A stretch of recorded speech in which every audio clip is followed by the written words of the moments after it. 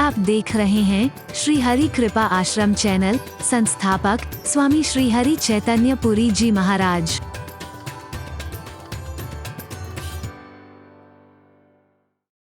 बड़ा है वो, फिर श्री राम जय राम जय जय राम कर रहा है। मैंने कहा भाई कमाल है यार, तेरी बुद्धि पर तरस आ रहा है। ऐसे लोग कह रहे हैं जिनकी बुद्धि पर तरस आना चाहिए। हे तुलसी, तेरी बुद्धि पर तरस आ रहा है, तेरे को पता लग गया कि तेरा भगवान छोटा है और हमारा भगवान बड़ा है, फिर भी तो उसी का नाम लिया जा रहा है। तेरे श्रद्धा और विश्वास में फिर भी उसके प्रति कोई कमी नहीं है।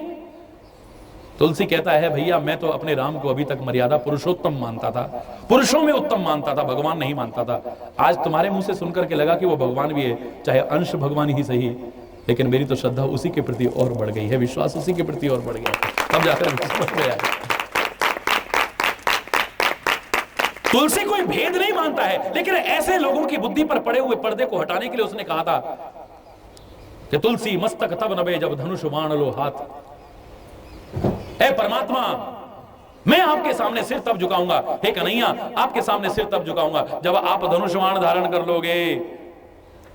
इसका अर्थ ये नहीं कि वो कन्हैया का अपमान कर रहा है, वो ऐसे लोगों की बुद्धि पर पड़े पर्दे को हटाना चाहता है कि देखो राम में और कृष्ण में कोई भेद नहीं। बोलो ना, कोई भेद नहीं। अरे मूर्खो, भेद तुमने बना लिए हैं, तुमने आपस में भेद बना लिए हैं, यहां तक कि तुम हर चीज को बांटना चाहते हो। पृथ्वी सबकी मां थी, तुमने उसके भी टुकड़े टुकड़े करने की कोशिश की है। ये जितनी लड़ाइयां हुई इकाई के लिए, इसी पृथ्वी के टुकड़ों के लिए तो है। तुम्हारे बस में आए तो तुम हवा को भी बांट दो, तुम तो भगवान तक को बांटने की कोशिश करते हो। कितने टुकड़े करोगे इसके? हरि बोल। जितने टुकड़े करोगे वो भी अपने आप में पूर्ण होंगे बच्चों। वो है ही पूर्ण मदः पूर्णमिदं पूर्णात् पूर्णमुदच्यते पूर्णस्य पूर्णमादाय पूर्णमेवावशिष्यते। उसे अपूर्ण किया ही नहीं जा सकता है कभी। उसकी विशेषता ही यही है कि पूर्ण में से तुम कितने भी पूर्ण अंश, जितने भी अंश करते जाओ वो भी अपने आप में, अरे उनकी तो बात छोड़िए, आपके अंदर जो आत्मा है वो भी अपने आप में पूर्ण है। हरि बोल। वो भी अपूर्ण नहीं है। हर चीज में तुमने भेद पैदा कर दिए, तो तुलसी उस भेद को दूर करना चाहता है। परमात्मा श्री कृष्ण वो अद्भुत चमत्कार दिखाते हैं जो इतिहास का एक उदाहरण बन गया है। आप लोग सुना भी करते हैं, कित मुरली कित चंद्रिका कित गोपियन को साथ, अपने जन के कारणे कृष्ण भय रघुनाथ। कृष्ण ही रघुनाथ बन गए। अपने भक्त के प्रण को निभाने के लिए परमात्मा श्री कृष्ण ने देखा, वहां पर अभी स्वरूप क्या देख रहे थे और अब क्या स्वरूप दिखाई दे। कित मुरली, मुरली पता नहीं कहां चली गई। कित चंद्रिका, मोर मुकुट पता नहीं कहां चले। कित गोपियन को साथ, वो गोपियां भी पता नहीं कहां चली गई। अब तो धनुर्धारी दिखाई दे रहा है। ये तो तुम्हारी जैसी भावना होगी वैसा दिख जाएगा तुमको, लेकिन अपने श्रद्धा और विश्वास को अडिग रखना, किसी रूप में भी मानना, लेकिन श्रद्धा और विश्वास अगर तुम्हारा अचल है, अडिग है, तो तुम चाहे न भी कह पाओगे तो भी परमात्मा तुम्हारी रक्षा करेगा। मैं दावे से कह रहा हूं, गुरु महाराज तुम्हारी रक्षा करेंगे। मैं दावे से कह रहा हूं।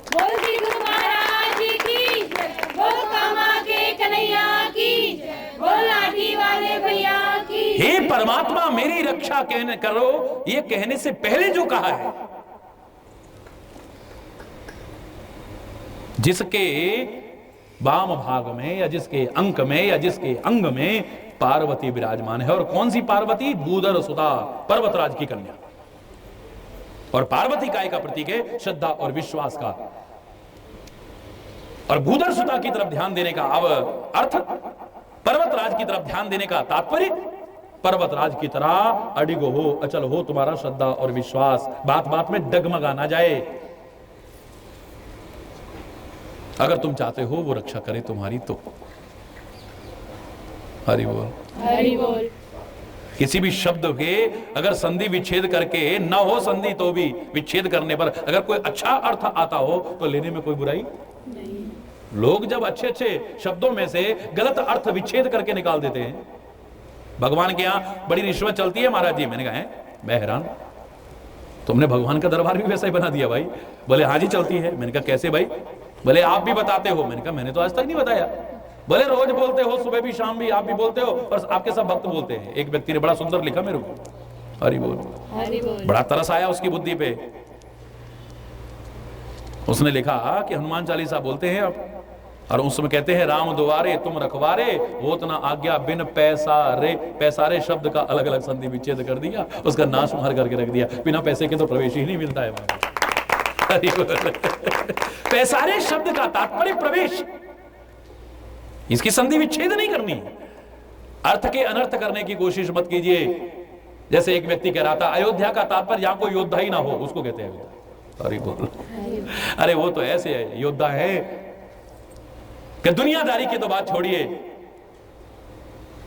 दुनिया में तो योद्धा दूसरों को मार करके लोग बन सकते हैं, दूसरों को सता करके बन सकते हैं, लेकिन ये तो अपने मन पर नियंत्रण करके, अपनी इंद्रियों पर नियंत्रण करके, अपने आप पर नियंत्रण करने वाले योद्धा है, तो परम योद्धा है। इन्हें योद्धा तुम कह रहे हो, और तुम कह रहे हो अयोध्या वो है जहां पर कोई योद्धा ही ना रहता।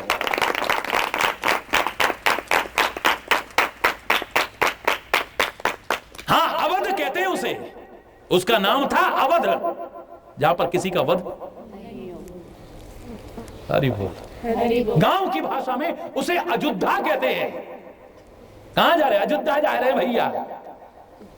अयोध्या जहां पर कभी युद्ध न हो उसे कहते हैं अयोध्या, जहां पर किसी का वध न हो उसे कहते हैं अवध, लेकिन जहां पर कोई योद्धा न हो उसे अयोध्या कहते हो। ऐसे अर्थ के अनर्थ करने की कोशिश मत कीजिए। हाँ, अगर कहीं पर शांति के साम्राज्य की स्थापना, किसी युद्ध को टालने की कोशिश की जाए, तो जबरदस्ती अपने आप को योद्धा नहीं दिखाया है श्री राम ने या राम के पूर्वजों ने। वो कहते हैं तुम्हारे मन में चाहे ये आ जाए कि यहां पर कोई योद्धा नहीं रहता है, लेकिन अगर इतने से युद्ध टलता हो तो हम अपने आप को अयोध्या कहला करके भी युद्ध टालने की कोशिश। ये मेरे देश का चिंतन है, ये मेरे अवतारों का चिंतन है, ये मेरे महापुरुषों का चिंतन है। वहां पर कन्हैया रण छोड़ बनने को तैयार है। अगर युद्ध की स्थिति टलती है, खून खराबा बसता है, तो मुझे रण छोड़ कहलाने में भी कोई शर्म नहीं है, जबकि वो कितना योद्धा है ये तुम भी जानते हो अच्छी तरह। जो बिना शस्त्र के महाभारत जैसे युद्ध में बिना शस्त्र के भी जो डटा रह सकता है। और देखिए हमारे भारत की संस्कृति, हमारी भारत की संस्कृति देखिए आप, भारत के लोगों के हृदय की भावनाएं देखिए। उन्होंने इस भावना को पहचाना कि परमात्मा श्री कृष्ण ऐसा क्यों कर रहे हैं, तो रण छोड़ने के बावजूद उन्हें कायर नहीं समझा है, उनकी जय जयकार की है, उनके मंदिर तक स्थापित किए हैं, खाली इसी वजह से क्योंकि रण छोड़े भी हैं तो संसार में शांति के साम्राज्य के लिए और होने वाले रक्तपात को टालने के लिए छोड़ करके। अगर हमारे अयोध्या, हमारी भूमि में कोई योद्धा नहीं है, ये तक कहलाने में अगर कोई युद्ध टल सकता है, अगर रक्तपात टल सकता है, तो मत मानो हमें योद्धा। हालांकि एक बार काल भी हमारे सामने आ जाए तो रघुवंशी उससे भी पीछे हटने वाले नहीं है। काल हो डर ही ना रण रघुवंशी। रघुवंशी युद्ध भूमि में काल से भी भयभीत नहीं होते हैं। ऐसी भूमि में आप कहें कि अयोध्या का तात्पर्य सीधे सीधे यहां योद्धा ना हो उसे अयोध्या कहते हैं, क्या मूर्खतापूर्ण चिंतन है। तरस आता है ऐसे लोगों की बुद्धियों पर जो अर्थ का अनर्थ करने की कोशिश करते हैं।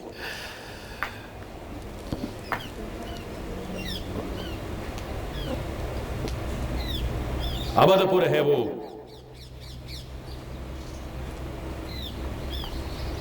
जहां किसी का वध नहीं किया जाता है, किसी की हिंसा ना हो, मन से हिंसा ना हो, वचन से हिंसा ना हो, कर्म से हिंसा ना हो, यह भाव रखा जाता है वहां पे। जहां सचमुच अगर मारना ही है तो अपने विकारों को मारने का संदेश दिया जाता है, अपनी दुष्प्रवृत्तियों को मारने का संदेश दिया जाता है, लोगों को मारने का नहीं। परम पवित्र भूमि है वो। इस अयोध्या कांड का पहला ही श्लोक तुलसी ने बहुत सोच समझ के लिखा है। ये बता रहा है कि सबसे पहले श्रद्धा और विश्वास अपना बढ़ाना, श्रद्धा विश्वास अगर आपके अंदर नहीं है, कुछ नहीं मिल सकता है आपको। कहीं भी चले जाइए, वहां पर भी आपको नहीं मिलेगा। और श्रद्धा और विश्वास है, आप कहीं पर रहिए, कहीं जाने की आवश्यकता नहीं, यहां बैठे बैठे भी आपको सब कुछ मिल सकता है, कहीं जाने की आवश्यकता नहीं है। श्रद्धा और विश्वास नहीं है तो चले गए हम, चाहे अयोध्या, चाहे काशी, चाहे बद्रीनाथ, केदारनाथ,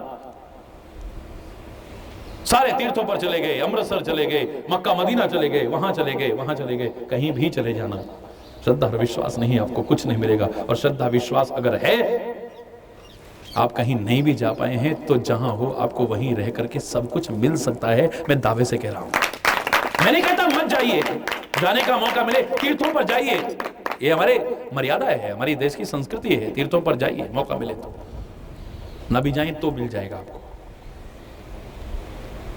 कई लोग कह देते हैं अब क्या करें महाराज जी, विश्वास, ऐसे ऐसी घटनाएं सुनते हैं, संतों से विश्वास उठ जाता है, गुरुओं से विश्वास उठ जाता है, जीवन में ऐसी ऐसी घटना हो जाती है, भगवान से विश्वास उठ जाता है। अरे मूर्खो, हालांकि ये शब्द मेरे मुंह से अच्छा नहीं लगता है, पर मजबूर होकर के कह रहा हूं कि दुनियादारी में तुम्हारे विश्वास नहीं टूटते कभी भी। कैसी कैसी घटनाएं होने के बाद भी क्या यही जगह बची थी आपके विश्वास को तोड़ने के लिए? और वो भी जिनसे कह रहे हो रक्षा करो, उनके प्रति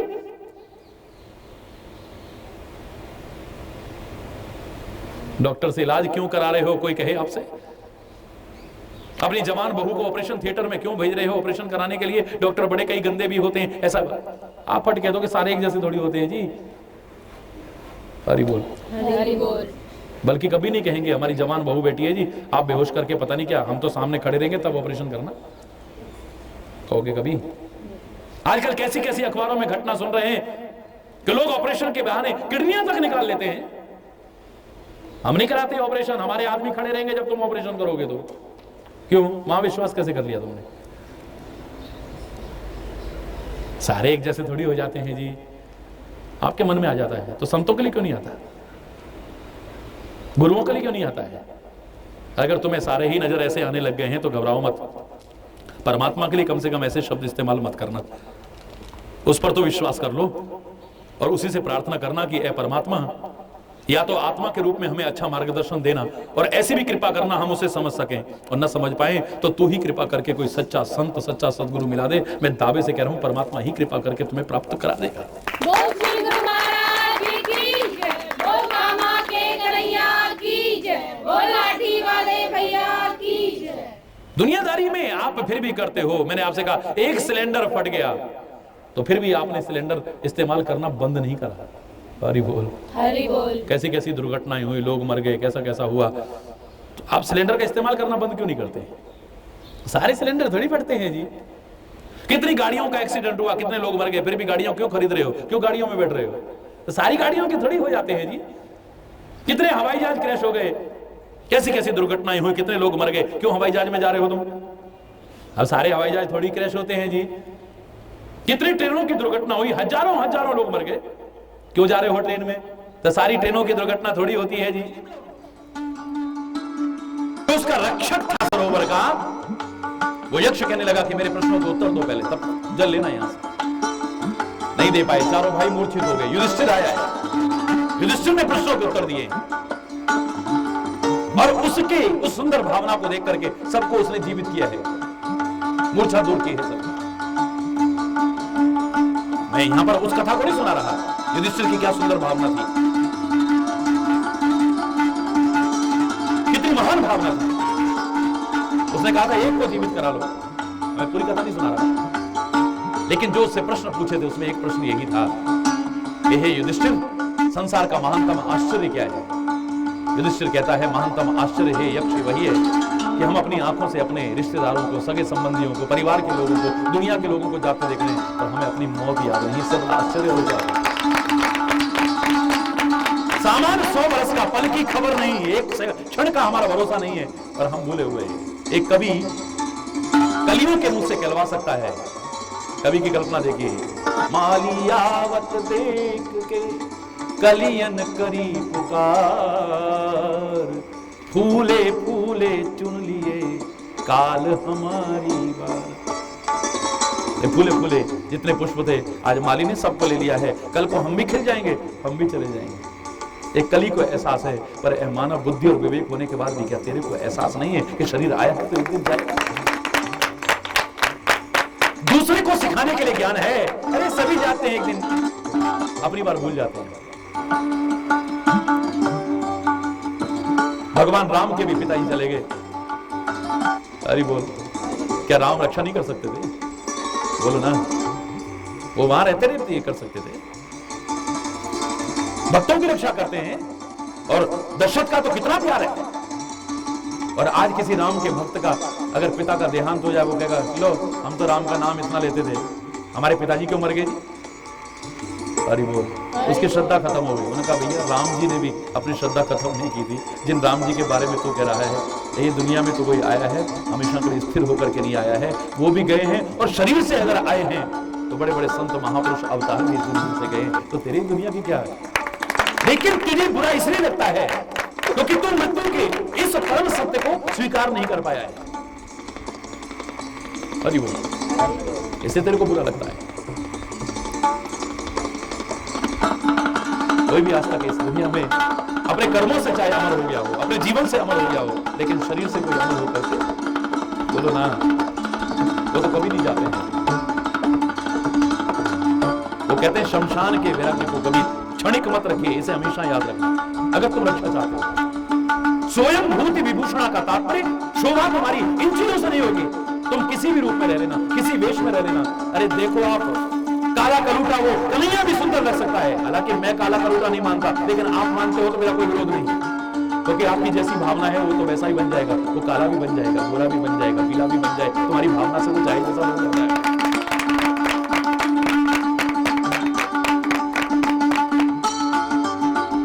बनवासी वेश में भी राम सुंदर लग सकते हैं, इस प्रकार के वेश में शंकर सुंदर लग सकते हैं, शोभायमान हो सकते हैं। हाथी का मुंह वाला, लंबी सूंड वाला गणेश भी शोभायमान हो सकता है। वानर के रूप में हनुमान शोभायमान हो रहा है। बोलो ना, वानर के रूप में तुम्हारे मुंह पर जरा सा सिंदूर पोत दे कैसे लगोगे? कार्टून लगोगे। लेकिन खाली मुंह नहीं, उसको तो पूरा पोत देते हैं, और जब चोला चढ़ता है तो मेरा बजरंगबली कितना सुंदर लगता है। जरा ये शोभा काय की शोभा है? ये काय की शोभा है? ये जीवन की शोभा है, ये आचरण की शोभा है, ये कर्मों की शोभा है। इन चीजों से शोभा नहीं है, अच्छे आचरण की शोभा है, ये चरित्र की शोभा है। तो पहला अर्थ यही था, स्वयं भूति विभूषणा की शोभा आपकी कैसे। दूसरा अर्थ शमशान की विभूति है। तो शमशान की विभूति का तात्पर्य यही कि शमशान को कभी मत भूलना। इस शरीर का अंतिम शरण स्थली है। बहुत से लोग शमशान को देख के डरते हैं। अरे वहां डरने की क्या आवश्यकता है? यहां तो एक दिन सब में अरे बोल बस शमशान रास्ते में पड़ गया जी, अब पता नहीं कोई ये लग गया, हमें वो लग गया और फलाना लग गया। कुछ नहीं लगा तुम। अगर तुम परमात्मा के भक्त हो, किसी से डरने की आवश्यकता नहीं है तुम्हें। होगी 84 लाख योनियों में भूत प्रेत योनि भी, लेकिन अगर तुम शंकर की जिससे प्रार्थना करो उसके भक्त हो, तो ये तो उसके गण हैं। उसके गण शंकर के भक्त को नुकसान पहुंचाने की कोशिश कर सकते हैं। कभी विचार करके देखिएगा। और फिर वो मरने के बाद मिट्टी क्या करेगी? आज तो जीते जागते इंसानों से ज्यादा खतरा है। अभी दिल्ली में मैं अखबार में पढ़ रहा था, वहां शमशान के कर्मचारी का इंटरव्यू लिया, चौकीदार का इंटरव्यू लिया। अरे वो चौकीदार का इंटरव्यू लिया गया। उसने क्या क्या आपको डर नहीं लगता कभी? रात भर इतनी चिताएं जलती हैं यहां पर, क्या आपको कभी डर नहीं लगता है? बोले हमें तो जब आवश्यकता पड़ती है, अगर चिता में लकड़ियां कम पड़ जाए, हम तो रात को उसमें लकड़ियां भी रखे आते हैं। और देखो किसी को बताना मत, ज्यादा हो तो हम निकाल के भी ले जाते हैं, अपने चूल्हे में जला लेते हैं। अरे जो मर गया है, रात हो गया, उससे क्या डरना? हमें तो डर उनसे लगता है जो रात को शराब पी करके यहाँ पे तंग करते हैं। ये जीते जातों से ज्यादा डर है, मरने वाले से नहीं डर है। ये ज्यादा खतरनाक है।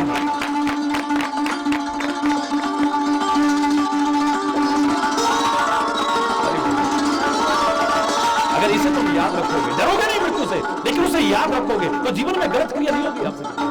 गलत कर्म नहीं होगे, कुपंथ पर चलने की कोशिश नहीं करोगे, किसी का दिल दुखाने की कोशिश, किसी का हक छीनने की कोशिश नहीं करोगे। इसलिए इसको मत भूलिएगा कभी। और हमारी स्थिति यह है, मैंने कहा ना, सामान 100 वर्ष का, पल की खबर नहीं।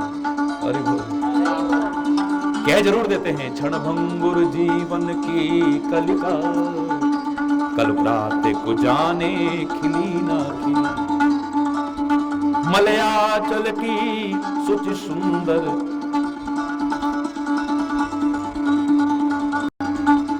समीर बहीना, कलिकाल कुठार लिए फिरता, तन नम्र है चोट झली ना झली, भजले हरि नाम हरि रसना, फिर अंत समय कोई भरोसा नहीं। हम तो क्षण भंगुर जीवन की कलिका, कल प्रातः को जाने के लिए, कल प्रातः को, एक क्षण का भरोसा नहीं है। परमात्मा सबको लंबा जीवन दे, मैं प्रार्थना करता, एक क्षण का भरोसा नहीं। कौन जानता था कि 26 जनवरी की सुबह ऐसी आएगी, लाखों आदमी एक साथ खत्म हो जाए। अरे वो जानता था? ट्रेन में कोई इसलिए नहीं बैठा था कि हजारों लोग एक साथ मर जाएंगे। हवाई जहाज में इसलिए नहीं सवार हुए थे कि अभी क्रैश होगा और सारे के सारे खत्म हो जाएंगे। रास्ते में जरा सी ठोकर लगी, आदमी खत्म हो गया। ऐसी ऐसी घटनाएं देखते हैं रात में, फिर हमें मृत्यु का एहसास नहीं, मृत्यु का ग्रास बना हुआ भी फिर भोग और विषयों की तरफ लगा हुआ है। जिसे मृत्यु याद नहीं, उसे इंसान नहीं कहते, उसे पशु कहते हैं। जिसे अपनी मृत्यु का एहसास नहीं। एक संत ने देखा कि कसाई खाने में आगे आगे पशुओं की हत्या की जा रही है, लाइन लगी है पशुओं की, एक काटा, दो काटा, तीन। इस अमानवीय कृत्य को देख करके उनका दिल भराया, लेकिन साथ ही साथ एक शिक्षा भी मिली वहां। क्या देखा उन्होंने कि अगला पशु काट करके खत्म कर दिया गया, लेकिन पीछे वाला पशु घास खा रहा है। संत कहता है, कमाल है, ये तो पशु है ना, इसलिए इसे एहसास नहीं कि आगे वाला कट गया है, अब मेरा भी नंबर है। पर इंसान को तो बुद्धि और विवेक दिया है, ये दुनिया को जाते देख रहा है, फिर भी इसे एहसास नहीं कि एक दिन मैंने भी जाना है। कमाल। इसको फिर भी एहसास नहीं है कि एक दिन मुझे भी इस दुनिया से जाना है। मैं दुनिया से कहता हूं, अरे कुछ नहीं जाएगा साथ में, तो मैं साथ ले जाऊंगा क्या? अरे बोल, ये अपनी बार भूल जाता है। मृत्यु का ग्रास बना हुआ भी ये भोग और विषयों की तरफ कैसे भाग रहा है, जैसे सर्प के मुंह में पड़ा हुआ मेंढक सामने से मच्छर को जाते देख रहा है, तो जीव निकाल करके उसे पकड़ने की कोशिश कर रहा है। मौत का ग्रास बना हुआ है और फिर भी उसको खाने की कोशिश कर रहा है। कमाल है, तेरे जीवन का खुद भरोसा नहीं है तो दूसरे के जीवन को अंत करने की क्या कोशिश कर रहा है? दूसरे को नुकसान पहुंचाने की क्या कोशिश कर रहा है? अगर तू इस परम सत्य को जान ले तो तेरा जीवन ही कुछ और होगा। फिर चाहे तू कह पाए या न कह पाए, श्री शंकर पातु माम, लेकिन तू जीवन ऐसा जीने लगेगा कि तेरी तो रक्षा होगी, तू औरों की रक्षा करने के काबिल बन जाएगा। मैं दावे से कह रहा हूं, स्वयं भूति विभूषण। और तीसरा इसका अर्थ क्या है कि सादगी को अपनाओ। जितनी सादगी अपनाओगे उतनी आपकी रक्षा होगी, याद रखना। जितना फालतू तामझाम रखेंगे उतनी मुसीबतों में भरेंगे। गुरुओं के दरबार में जाते थे, गुरु महाराज हमारी रक्षा करना, पर गुरु महाराज ने प्रॉपर्टी इतनी इकट्ठी कर ली कि उनको बॉडीगार्ड और बाहर चौकीदार रखने पड़ रहे हैं। उनको खुद डर है कि हमारा कोई चोरी ना हो जाए, हमारा कोई लूट ना जाए, हमारा खुद ये बर्बाद ना हो जाए, हमारा ये ना हो जाए। क्या रक्षा करेंगे तुम्हारी? मंदिर में जाना था कि है परमात्मा हमारी रक्षा करना, लेकिन मंदिर में प्रॉपर्टी इतनी इकट्ठी हो गई कि मंदिर के बाहर भी बंदूकधारी रखने पड़ रहे हैं। उसने तो तुम्हारी रक्षा करनी थी, अब उसकी रक्षा के लिए तुम्हें चौकीदार रखने पड़ रहे हैं। हरि बोल। यही अगर सादगी जैसी उन अवतारों ने दिखाई थी, शंकर जी के मंदिर के बाहर तो मैंने ताला भी नहीं देखा। हाँ, जहां सोने चांदी इकट्ठे हो गए वहां की बात नहीं कर रहा, वहां तो ताला भी नहीं देखा मैंने कहीं। वो पिंडी को कौन ले जाकर उठा के? हरि बोल। पर जहां तुमने ठोड़ी में हीरे भी लगा रखे हैं, मुकुट में सोना चांदी भी मड़ रखा है, तो वहां तो फिर ताला तो क्या, ताले के बाहर चौकीदार की भी आवश्यकता पड़ी जाएगी। हरि बोल। बोलो ना। मंदिरों में प्रॉपर्टी इकट्ठी हो रही है, आश्रमों में प्रॉपर्टी इकट्ठी हो रही है, गुरुद्वारों में प्रॉपर्टी इकट्ठी हो रही है। गलत नहीं कहा, तपस्वी धनवंत दरिद्र ग्रही। कलयुग की ये स्थिति हो जाएगी कि तपस्वी धनवान हो जाएंगे और गृहस्थी लोग दरिद्री हो जाएंगे। हरि बोल। सादगी अपनाएं। कितनी आवश्यकताएं हैं हमारी। जितना शरीर के लिए आवश्यक है उतना वस्त्र पहनो ना, जितना शरीर के लिए भोजन है उतना ग्रहण करो ना। जितनी सादगी अपनाओगे रक्षा के उतने करीब रहोगे, नहीं तो संकटों के करीब रहोगे, याद रखना। मैंने आपसे कहा कि कन्हैया का सादा रूप देखो ना आप। उसने जीवन में कभी, जब तक इस ब्रज भूमि में रहा, कभी भी ऐश्वर्य को ऐश्वर्यशाली होते हुए भी भोगने की कोशिश नहीं की। नंगे पैर चलता है, कांटों के ऊपर, कंकड़ों के ऊपर, यहां धूली में। सिला हुआ वस्त्र जिसने जीवन भर नहीं पहना है, जब तक ब्रजभूमि में रहा है, एक काला कंबल ओढ़ता है। ले ये ले तेरी लकुटी कमरिया, पकड़, उतार के दे दिया फट करके। जिसने कभी सोने चांदी का मुकुट नहीं पहना है, एक मोर का पंख लगा लिया, बस आज उसको भी विराजमान करते हैं, तो हम सोने चांदी के हिंडोले चाहिए। अरे मेरे कन्हैया को आवश्यकता नहीं है, ये तो तुम्हारी विलासता की जो इच्छा हो गई है और धन को बटोरने की जो इच्छा हो गई, उसकी वजह से इकट्ठा कर रहे हो। वरना कन्हैया को तुम समझे होते तो उनको इन चीजों में रखने की कोशिश ही ना करते आप कभी। वो तो दुनिया के भंडार भरता है, तुम उसके भंडार क्या भरोगे? आज संत जो बिल्कुल सादा रहता है, उसको भी सोने चांदी। मेरे पास कितनी बार लोग लाते हैं, मुकुट देना है महाराज जी। मैंने कहा जाओ कहीं ऐसा करो, इसको बेच करके किसी अनाथालय में दे आओ, किसी स्कूल में कमरा बनवा दो। यहां आवश्यकता नहीं है, मैं सच बता रहा हूं। जो सादा, फिर तुम तो दे जाओगे, इसके बाद मेरे को सिक्योरिटी यहां पर आवश्यकता पड़ जाएगी। मैं तो यहां हमेशा नहीं रहता ना। अभी तक तो ईश्वर की कृपा है, सादगी परिपूर्ण जीवन है तो बड़ी शांति है। शांति मेरे को तब भी रहेगी, ऐसी बात नहीं है। लेकिन फिर दुनिया को संदेश कथनी और करनी का अंतर न मिटा करके दूंगा तो मेरे उपदेश का असर पड़ने वाला फिर नहीं है।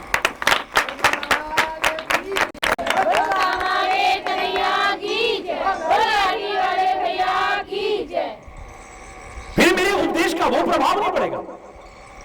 शराब पीने वाला कहे कि तू शराब मत पीना, तो कहेगा अपनी गिरेबान में झांक के देख पहले। गलत कर्म करने वाला कहे कि तुम गलत कर्म मत किया करो, वो कहेगा खुद तो ऐसा करता है। गुस्सा करने वाला कहे कि गुस्सा बहुत बुरी चीज है, तो बड़ा मजाक सा लगता है। हरि बोल। लालच खुद करे और दुनिया से कहे लालच मत करो, क्या असर पड़ेगा उसका? त्याग परिपूर्ण जीवन जियो और खुद त्याग परिपूर्ण जीवन न जिए तो क्या प्रभाव पड़ेगा उसका? दुनिया से कहे भगवान पे भरोसा करना, भगवान तुम्हारी रक्षा करेगा, और खुद गुरु महाराज को बॉडीगार्ड भी चाहिए, बुलेट प्रूफ गाड़ी भी चाहिए, बुलेट प्रूफ मंच के बिना भाषण नहीं दे सकते, तो लोग मजाक ही उड़ाएंगे। तुम्हारे उपदेश का असर पड़ने वाला नहीं है। 2 दिन पड़ेगा, 4 दिन, उसके बाद नहीं पड़ने वाला, दूरगामी प्रभाव नहीं। सबको गले से लगाओ कहने वाला एक गरीब आदमी से मिलने को तैयार नहीं है, एक आम आदमी से मिलने को तैयार नहीं है। उसकी निगाह में जो वीवीआईपी हैं वो बैकडोर से आ जाएंगे, आम आदमी बाहर लाइनों में लगा, उसको दर्शन भी नहीं दे रहे। हरि बोल। धक्के पड़ते हैं उसे प्रसाद भी नहीं मिलते कभी। गुरु महाराज के दर्शन भी शायद करीब से उसने नहीं किए कभी। हरि बोल। क्या उपदेश का प्रभाव पड़ेगा? जो मैं कह रहा हूं पहले अपने जीवन में उतारना। माता पिता बच्चों को सिखाना चाहे, शिक्षक विद्यार्थी को सिखाना चाहे, संत समाज को सिखाना चाहे, गुरु अपने शिष्य को सिखाना चाहे, जब तक अपने जीवन में पहले नहीं उतारेगा उसके उपदेश का प्रभाव बढ़ने वाला बिल्कुल भी नहीं है। भगवान शंकर कहते हैं मुझसे मांगना है तो असली चीज मांगना। और असली चीज क्या है तुम जानते हो, परम सत्य क्या है उसे तुम जानते हो, लेकिन मानते नहीं हो। तुमने उसे स्वीकार किया है पर अपने लिए नहीं, 4 कंधों पर जो सवार होके आता है उसके लिए स्वीकार किया है। राम नाम सत्य है, लगता है तुमने अपने लिए स्वीकार नहीं किया है, क्योंकि वो जब तुमसे हट जाता है तो फिर तुम ये नहीं कहते राम नाम सत्य है, फिर सत्य को नहीं याद करते हो, फिर असत्य चिंतन शुरू हो जाता है। वहां से निकलते ही असत्य को ही बटोरने की कोशिश की जाती है, असत्य ही बातें शुरू हो जाती हैं। इस मुख से भी असत्य निकलता है, मन मस्तिष्क में भी असत्य चिंतन आता है और फिर कर्म फिर असत्य की हो रही है। हरि बोल। फिर सत्य याद नहीं रहता है। एक यही है कि दुनिया के धन एक बार रहे ना रहे, लेकिन मीरा जो कह रही है पायो जी मैंने राम रतन धन पायो जी मैंने राम रतन धन वस्तु अमोलक दी मेरे सतगुरु,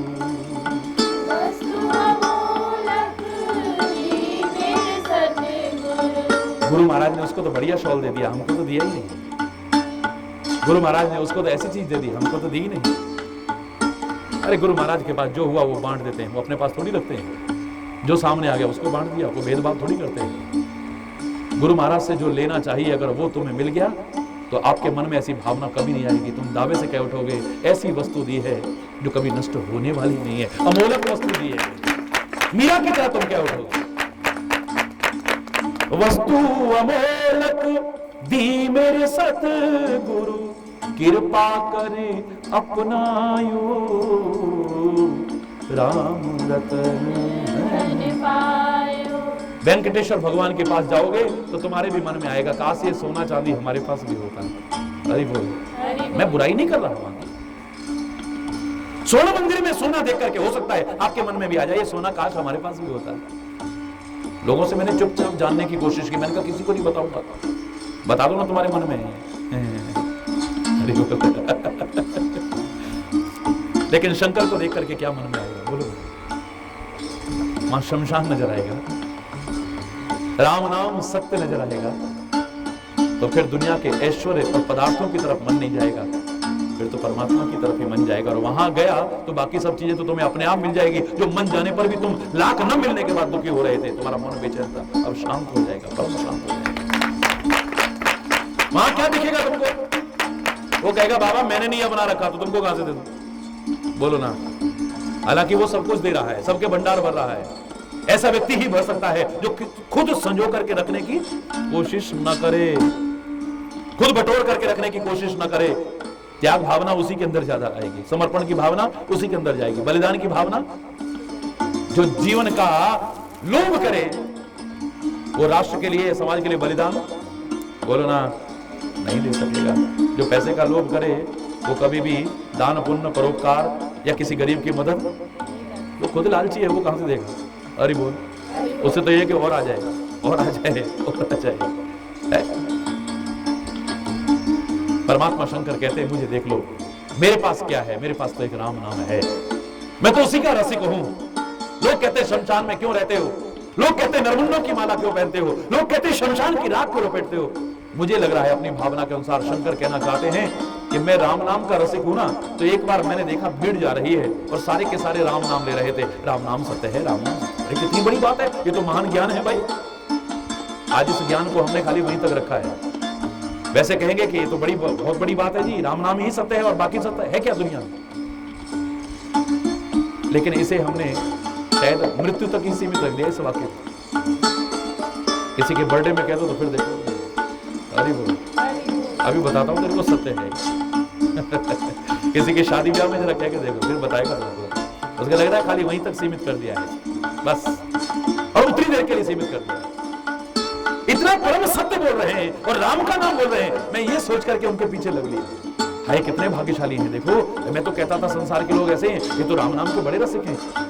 वो भी साथ में बोलते हुए जाते। शमशान में पहुंचे, चिता बनी हुई थी, उस पर उसे रखा, ऊपर से लकड़ियां रखी, आग लगा दी, उसके बाद निकलने लगे। शंकर जी भी राम नाम के लालच में उनके पीछे चल रहे हैं। लेकिन वहां तो उटपटांग बातें चलने शुरू हो गई, व्यर्थ की बातें सुनी हो। अब तो वहीं से शुरू हो जाते हैं मोबाइल पे, अरे बोल, वही असत्य चिंतन शुरू हो गया, असत्य कर्मों की बातें शुरू हो गई, असत्य ही वार्तालाप शुरू हो गया। उसने कहा कमाल है, अभी अभी तो इतना परम सत्य बोल रहे थे, भगवान का नाम बोल रहे थे, अब इनको क्या हो गया है? ओहो, लगता है वो चार कंधों पर जो सवार था ना, जब तक वो इनके साथ रहा तब तक तो ये लेते रहे, अब नहीं ले रहे, वो दूर हो गया ना। इसका तात्पर्य चाहे वो नहीं ले पा रहा था, लेकिन वो कितना भाग्यशाली है कि उसकी वजह से इतने लोगों के मुंह से राम नाम निकल रहा था। अरे इन गलत बात वालों से मैंने क्या लेना है, गलत चिंतन वालों से मैंने क्या लेना है, गलत कर्म वालों से मैंने क्या लेना है, मैं तो राम नाम का रसिक हूं। अरे वो उस भाग्यशाली को जाकर के मिलता हूं कि अरे यार तेरी वजह से ऐसे ऐसे लोगों के जो चोर थे, जो बेईमान थे, जो रिश्वतखोर थे, जो इस प्रकार के थे, जो इस प्रकार के थे, वो भी भगवान का नाम ले रहे थे, परम सत्य की बातें कर रहे थे। अरे भैया धन्य है, तेरी वजह से इतने लोगों के मुंह से राम नाम निकल रहा था, चलो उससे मिल के आते हैं। शमशान में पहुंचे तब तक वो जल गया था। बोले तू तो नहीं मिला, पर तेरी राख तो अभी है, तेरा मुंड तो है, मैं तो इसी को अपने गले से लगा लेता हूं। अरे कितना भाग्यशाली है, तेरी वजह से कितने लोग, अब तो मैं यहीं पर रहूंगा क्योंकि राम नाम सत्य है, कहने वाले यहीं पर आएंगे। अरे बोल, मेरे को रात दिन ये परम सत्य सुनने को मिलेगा। शंकर जी ने हमारा रहना स्वीकार कर दिया। अरे बोल, उस शमशान की अपवित्र विभूति को भी अपने गले से लगा करके पवित्र कर दिया है। उस मुंड को उठा करके अपने गले से लगाया है। अरे देख, तेरी वजह से इतने लोगों के मुंह से, अरे तेरी वजह से इतने लोगों के मुंह से राम नाम निकला है।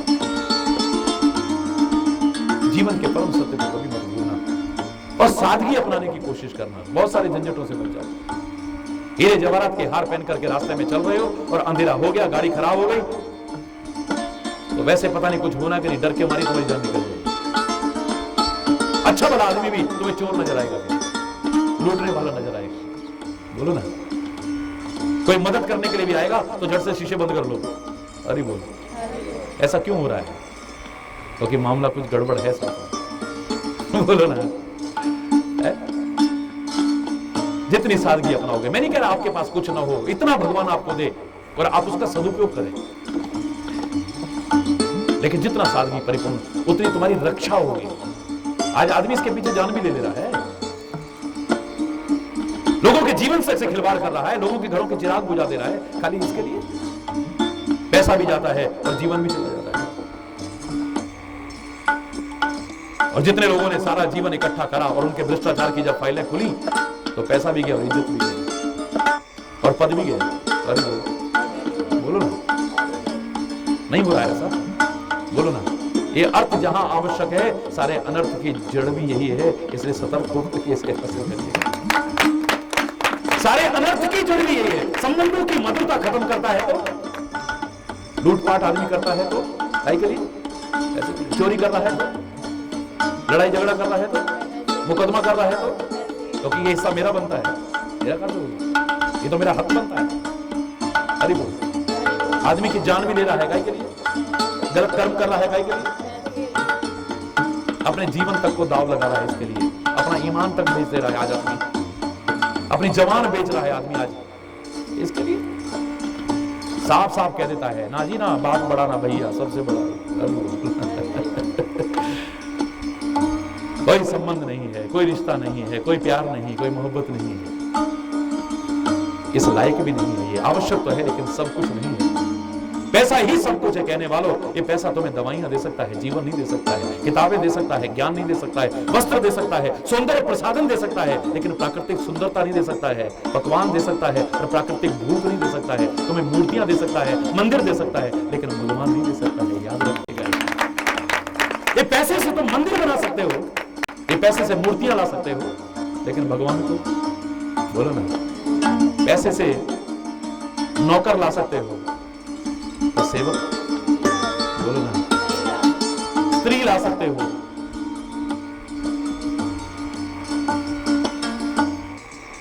लेकिन जिसे सुशील पत्नी कहते हैं वो, बोलो ना, इस पैसे से तुम कथावाचकों को बुला सकते हो, बड़े बड़े विद्वान पंडितों को बुला सकते हो, बड़े बड़े गायकों को बुला सकते हो, लेकिन संत और गुरु को कोई पैसे के बल पर नहीं बुला सकता।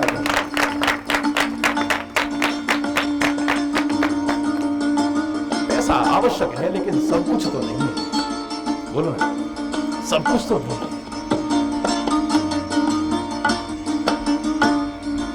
ये अर्थ जहां आवश्यक है, अनर्थ की जड़ भी है, इसलिए सतर्क होकर के रहना। ये सुख भी देता है और महान कष्ट भी दे देता है। मैंने अभी आपको क्या बताया, ये नहीं होता है तो हमें कष्ट होता है, इसको पाने के लिए कष्ट उठाना पड़ता है, और कष्ट उठा करके अगर ना मिले तो बड़ा कष्ट होता है। कितनी मेहनत किया, क्या मिला, और कष्ट पाकर के अगर मिल गया है तो उसे संभाल करके रखने में बड़ा कष्ट होता है। ये फलानी पॉलिसी ले लो, अब ये कर लो, अब ये कर लो, क्योंकि इनकम टैक्स ना चला जाए, चोर ना ले जाए, डकैत ना ले जाए, बच्चे से बर्बाद ना कर दें, मार दुनिया भर के कष्ट है।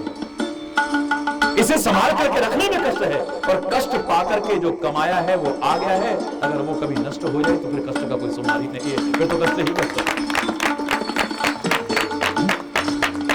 सोयम भूति विभूषण,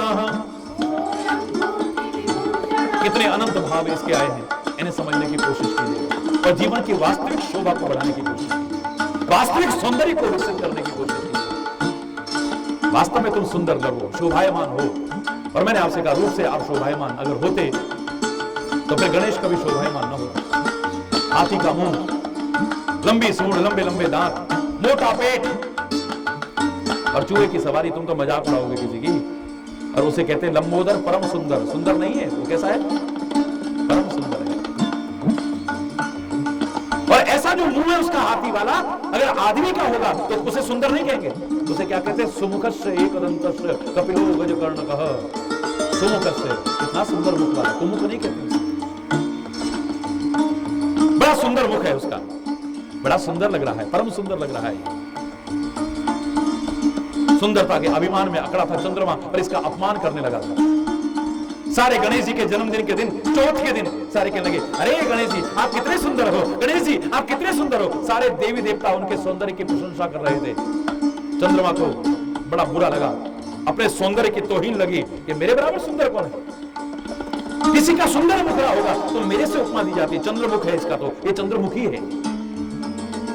सुंदरता है, ये सुंदरता है। उसे शाप मिला था, वो सुंदरता के अभिमान में अकड़े चंद्रमा, आज के दिन तेरी को शक्ल भी देखना पसंद नहीं करेगा, क्योंकि तू सुंदरता का तात्पर्य अभी तक नहीं समझा है। अगर जिस दिन समझ जाएगा तेरा जीवन समझ जाएगा। तेरे को जो कलंक का टीका लगा है ये ना लगा होता है।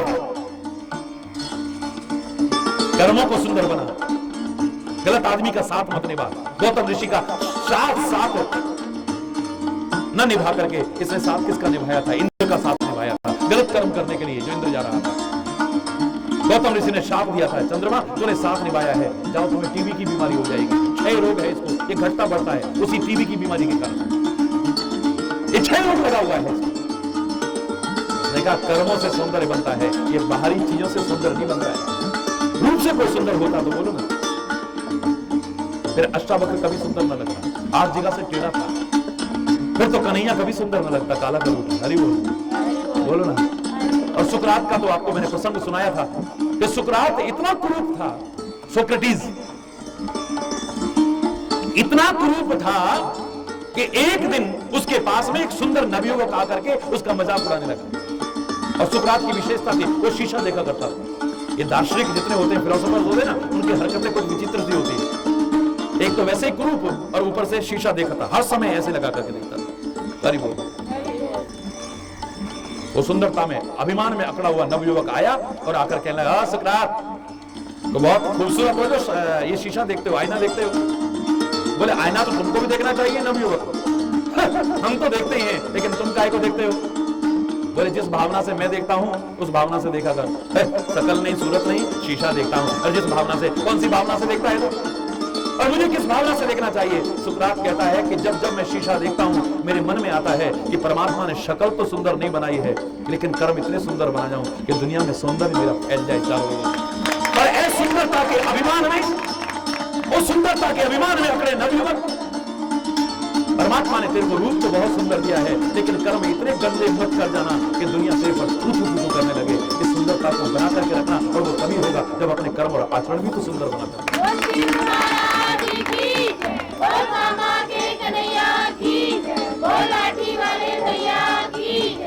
ये भाई ये सौंदर्य ही सब कुछ नहीं है, कर्मों का सौंदर्य है। भाई ये रूप ही सब कुछ नहीं है, ये कर्म उसी सौंदर्य को विकसित करने की कोशिश करें।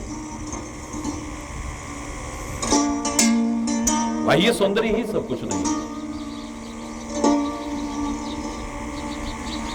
और वही ये वेशभूषा से, वही ये रहन सहन से, वही आभूषणों से ही व्यक्ति की शोभा नहीं होती।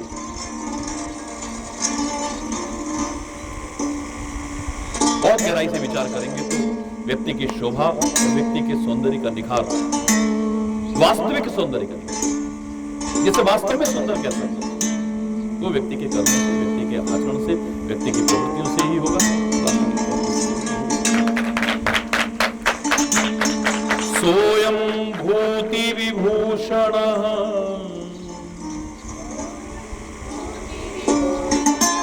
सोयम भूति विभूषण, शमशान की विभूति से शोभायमान हो रहा है, शोभित हो रहा है। और विभूषण कैसे हैं? सर्प इत्यादि के, जटाओं का मुकुट है, नरमुंडों की माला है, बागंबर लपेटे हुए है, तो सवारी भी बैल की कर रहा है, ये शोभा का ही। भाई ये दृष्टिकोण से देखें तो शायद शोभायमान होने वाली कोई चीज आज के और आपके दृष्टिकोण से नहीं होगी। लेकिन जो आपकी दृष्टि में शोभायमान होते हैं वो भी इसकी शोभा के आगे फीके पड़ जाएंगे। मैं साहब से कह रहा हूं यहां पर खाली सौंदर्य नहीं है, इसके लिए कहा है कि कर्पूर गौरम करुणावतारम संसार सारम भुजगेंद्रहारम सदा वसंतम हृदयारविंदे भवम भवानी सहितम नमामि। कर्पूर गौरम गोरा है, ठीक है, हालांकि गोरे काले से कुछ सुंदर नहीं होता है। कई बार गोरे भी सुंदर नहीं लगते हैं, उससे काले भी बड़े सुंदर लगते हैं। जीवन का सौंदर्य यदि आदमी विकसित कर ले तो वही ये रूप, वही ये कद, वही ये आभूषण नबी हो तो चले।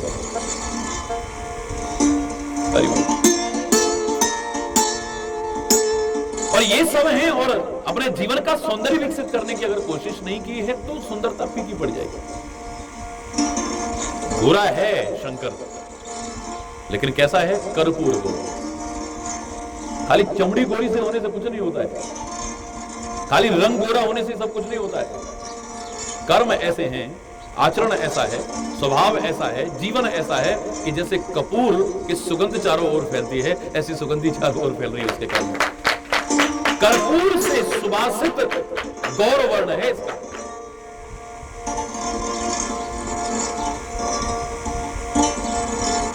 कर्पूर भी गोरा होता है, ठीक है, लेकिन उसके अंदर खुशबू है, कर्म की खुशबू है जो फैल रही है। जीवन की महक है जो चारों ओर फैल रही है, आचरण की महक है जो चारों ओर फैल रही है, जिसे रोक नहीं सकते आप कोशिश करके नहीं रोक सकते अगर आपने विकसित कर ली है तो। अरे बोल स्वयं भूति विभूषण, विभूति से शोभायमान हो रहा है, बहुत विस्तार से आपने सुन लिया है। जो त्याग का प्रतीक है, जो बलिदान का प्रतीक है, जो समर्पण का प्रतीक है, जो जीवन के साथ मृत्यु अवश्य संभावी है, इसको याद रखने का प्रतीक है, जीवन के परम सत्य को जीवन में स्वीकार करने का प्रतीक है, जीवन को सादगी से परिपूर्ण बनाने का प्रतीक है, जीवन के कर्मों का, जीवन के आचरण का, जीवन के स्वभाव का, जीवन के चरित्र का सौंदर्य विकसित करने का प्रतीक है। अगर ये तुमने सारी चीजें जान ली तो तुम्हारा जीवन इतना शोभायमान होगा जो लाख कोशिश करके तुम शोभायमान नहीं कर पाते।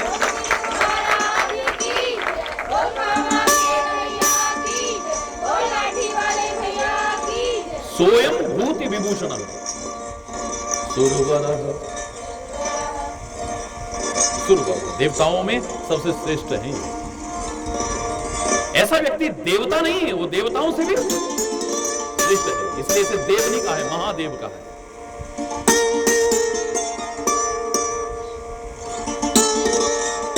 देवताओं के अंदर कहीं ना कहीं अपनी पूजा कराने का भाव है। हरि बोल।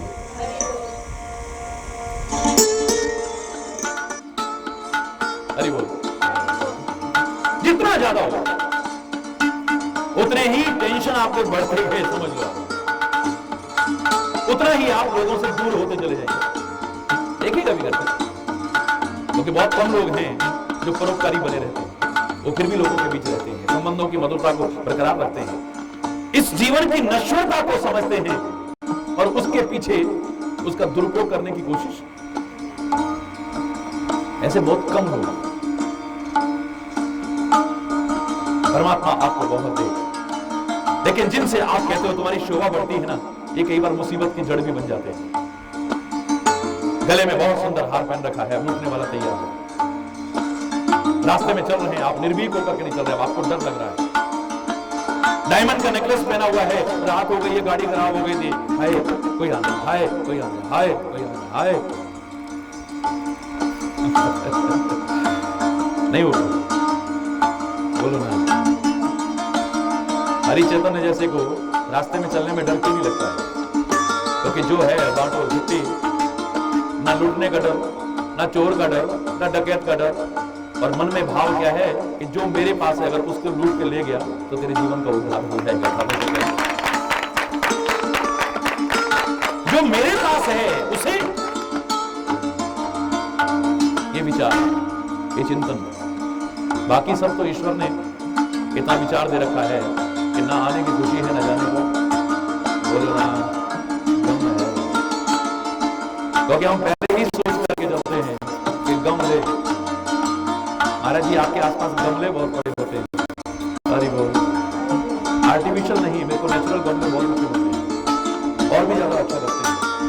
वो कहते हैं कि गमले और खुशियां दे दुनिया को, गमले और खुशियां दे, इसीलिए तू आया है दुनिया में, तभी तो शंकर बन पाएगा, तभी तो महादेव बन पाएगा, तेरे भी अच्छा होगा तो दुनिया की रक्षा करने लायक बन पाएगा।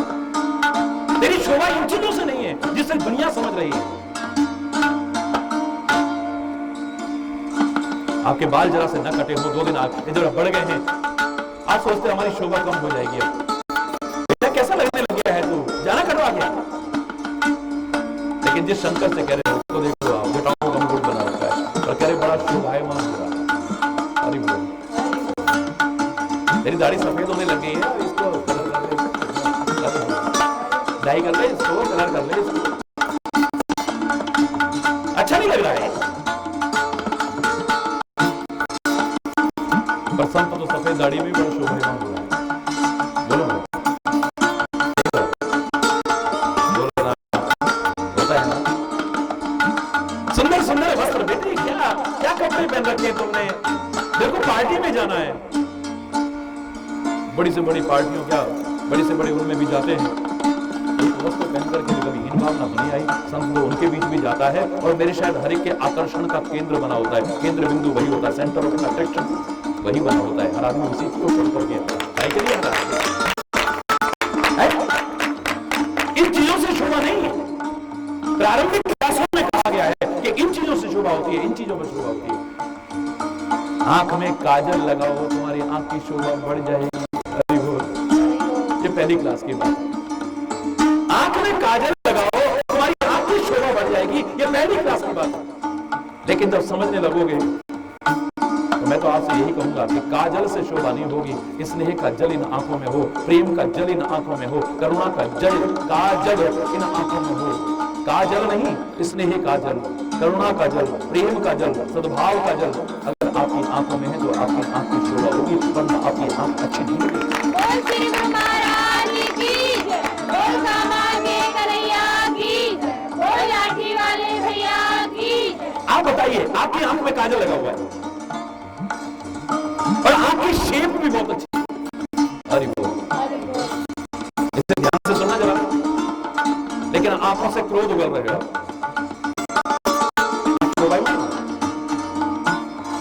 घृणा, आंख की शोभा बढ़ी, बताओ ना, आंखों से घृणा टपक रही, आपकी आंख शोभा देगी? गुस्सा उगलती हुई, बोलो ना, इन आंखों की शोभा को करुणा का जल भरने से है, स्नेह का जल भरने से है, प्रेम का जल भरने से है, सद्भाव का जल भरने से है, खाली काजल लगाने से किसी शोभा नहीं हो सकती। सोयम भूति विभूषण, शोभायमान हो रहा है शमशान की विभूति लगा करके। पहले इसी की व्याख्या करने की कोशिश करो, शोभायमान व्यक्ति किससे होता है? कान में कुंडल पहन रखा है, उसमें हीरा लगा हुआ है, कान शोभायमान हो रहा है, ये पहली क्लास की। लेकिन अगली क्लास में आपसे मैं ये कहूंगा, बार बार कहूंगा, कहता रहा हूं और कह रहा हूं और कहता रहूंगा कि कान में जो कुंडल तुमने पहना है, इसका नाम था पहले श्रवण फूल, अर्थात इस कान में फूल जैसी बातें आए, और फूल जैसी बातें तब आएंगी जब अच्छी संगति में बैठोगे। पूरी संगति में बैठ करके कान में फूल जैसी, कुंडल बता रहा है खाली कुंडल पहनने से नहीं, श्रवण फूल बता रहा है खाली श्रवण फूल पहनने से नहीं, कान में फूल जैसी बातें आए, ऐसी अच्छी संगति में बैठ करके आपकी शोभा होगी, गलत संगति में बैठ करके आपकी शोभा होगी। सड़क पर बैठ करके लोग ताश खेल रहे हैं और उनके साथ बैठ जाएं, चाहे कितने भी अच्छे आदमी हैं, शोभायमान होंगे। आप खुद शाकाहारी हैं पर एक मांसाहारियों की एक आयोजन विशेष चल रहा है, आप उसमें जाकर के विराजमान हो जाओ। शराबियों के बीच बैठ करके शोभायमान होंगे, जुआरियों के बीच बैठ कर, लेकिन जुआरियों के बीच बैठ करके शोभायमान होंगे आप? बोलिए ना। अगर अच्छा संग नहीं करेंगे, गलत संग करेंगे, गलत चिंतन आएगा, गलत विचार आएंगे, धीरे धीरे गलत कर्म होंगे, तो आपको अपने जीवन की जो शोभा है उसे भी खत्म कर देंगे। आपके जीवन की शोभा होगी। नाक में नक पहन रखी है, इतनी पहन ली, इतनी पहन ली, इतनी पहन ली, और पहाड़ों में तो हमारे यहाँ देखिए आप कितनी लंबी लंबी पहनते हैं, और खाली सोने के लिए उसमें हीरे भी लगवा लो, जवाहरात लगवा लो, महंगे से महंगे। नाक शोभायमान होगी तो कितनी दूर तक नाक की नथ से शोभा बढ़ जाती है, ठीक है,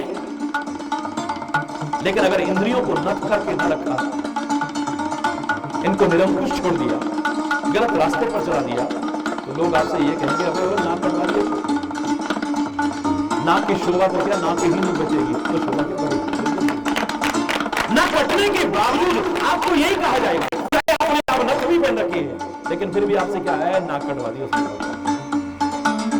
नथ से शोभा नहीं होती है, इंद्रियों को नथने से शोभा होती है। बोलो ना, नथ से शोभा नहीं होती, इंद्रियों को नथने से शोभा होती है। इनको अंकुश में रखने से आपकी शोभा बढ़ेगी। गले की शोभा हार से नहीं है, बोलो ना, गले की शोभा हार से नहीं है। अगर तुम शांति और सद्भाव रखने के लिए अकड़ में ना आंकड़े रहो, स्टिल पॉइंट ना बनाओ, अगर हार भी स्वीकार कर लो तो तुम्हारे जीवन की शोभा चार गुनी बढ़ जाएगी। संतों महापुरुषों ने जो रास्ता दिखाया, वहां पर आप जीतो नहीं, वहां करके हार स्वीकार कर लो, आपके जीवन की शोभा 1000 गुना क्या, लाख गुना क्या, अनंत गुना बढ़ जाएगी। उन्होंने कहा बेटा जुआ मत खेलो, संत जी ने कहा, गुरु महाराज ने कहा, आपने कहा तुम समझा समझा के हार जाओगे, हम तो हार तुम्ही को पहना देंगे, हार तुम ही स्वीकार करोगे, हम हारने वाले, तुम जीत गए, तुम जीत गए गुरु से, लेकिन इस जीत में भी कितनी बड़ी हार छुपी है तुम्हारी, जानते हो। गुरु के सामने आकर के तुमने हार स्वीकार कर ली, अगर संत के सामने आकर के तुमने हार स्वीकार कर ली कि हम अपने बुद्धि विलास को छोड़ रहे हैं, अपने मन के बताए रास्ते पर चलना छोड़ रहे हैं, और तुम्हारे बताए हार स्वीकार करते हैं, हम सरेंडर करते हैं, हम जो आप दिखाओगे अब हम उस रास्ते पर चलेंगे। मैं 1000 बार नहीं, लाख बार आपसे दावे के साथ कह सकता हूं, आपके जीवन की वो शोभा बढ़ेगी तो लाख सौंदर्य के साधन, लाख आभूषण इकट्ठे करके भी, लाख प्रयास करके भी आप अपने जीवन की शोभा न बढ़ा पाओ। हार पहनने से इतनी शोभा नहीं है। हरि चैतन्य को तो लोग दिन भर में हजारों हार पहनाते होंगे। महाराज जी फिर हार क्यों पहने रखते हैं आप? तो 2-4 भैया छूट जाते हैं, बालों में उलझ जाते हैं। हरि बोलो, जोर से बोलो। अब उस समय उतारने में थोड़ा सा बात में आराम से उतार। कितने थे बाल? उसके मेरे को छूटा नहीं, क्योंकि मेरे बाल बढ़ते अब वैसे तो सारी दुनिया मेरी अपनी है, ये बाल ना भी रहेंगे तो चले। हरि बोलो। लेकिन शोभा एक भावों से नहीं है, शोभा तो आपके कर्मों से होगी, शोभा आपके आचरण से होगी, शोभा आपके चरित्र से होगी, शोभा आपके अच्छे स्वभाव से होगी, शोभा आपकी सुंदर वाणी से होगी। अरे पंडित जी कम से कम कुछ तो शर्म करो यार, संत जी के सामने बैठे, गुरु महाराज के सामने, अरे पान क्या है ये क्या जुगाड़ी भैंस की तरह कर रहे हो, क्या कर रहे हो? शोभायमान नहीं ले रहा है। अरे महाराज जी से पूछ ले, ये नीति में श्लोक है कि नहीं? तांबूल मुख भूषणम, तांबूल तो मुख की भूषण होता है, मुख की शोभा बढ़ाता है। हरि बोल। महाराज जी ये कह रहा है कि पान खाने से मुख की शोभा बढ़ती है। हाँ मैंने का पहली क्लास में कहा था, मुख से अगर दुर्गंध आएगी तो लोगों में बैठ नहीं पाओगे, लोग भी आपके पास बैठने में संकोच करेंगे। हरि बोल। पास नहीं बैठ पाओगे। तो प्रारंभिक स्थिति में कहा था कि सुगंधित द्रव्य ऐसे मुख में रखो जिससे आपके मुख की शोभा, बोलो ना, कि दुर्गंध खत्म हो जाए। लेकिन उसके बाद का इन चीजों से शोभा नहीं होगी, शोभा तो तुम्हारी सुंदर वाणी से हो। पान अगर तुमने अंदर लगाया हुआ है और मुझसे गालियां बक रहे हो, आपके मुख की शोभा कभी नहीं होगी। मुझसे कटु शब्द आप कह रहे हैं, कटु वचन बोल रहे हैं, आपके मुख की शोभा नहीं बढ़ेगी कभी भी। देख लेना, ये पैर अच्छे मार्ग पर चलेंगे तो बहुत शोभायमान होंगे, फिर ये चाहे नंगे पैर चलें। कई हजारों के जूते अच्छे पहन रखे हो या ना पहन रखे हो, ऐसे लंगोटी छाप बाबा जी के पैरों में आकर के भी बड़े बड़े राजा महाराजा भी गिर जाते हैं।